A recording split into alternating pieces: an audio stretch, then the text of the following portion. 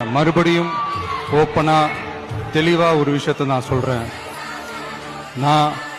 நாங்க எப்பவுமே மதச்சார்பற்ற கொள்கைன்றதுல அந்த ஸ்டாண்ட்லயோ மதச்சார்பற்ற சமூக நீதி என்ற அந்த நிலைப்பாட்டிலேயோ எப்பவுமே சமரசம் வச்சுக்கவே மாட்டோம்.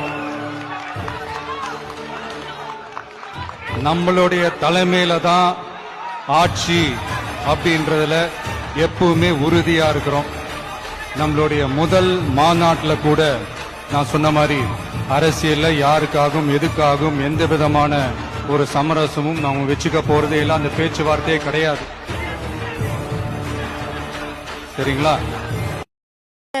சின்ன சேனலுக்கு எதாக இருந்தாலும் அது கொஞ்சம் ஆதரவு கொடுங்க. உங்கள் பொண்ணான கையை கொண்டு அந்த பெல்லில் தட்டிடுங்க. அவங்களுக்கு சப்ஸ்கிரைபர் 5-10 ஏறுனா அவங்க மனசு சந்தோஷப்படும். அவங்க வீடியோவும் பாருங்கள்.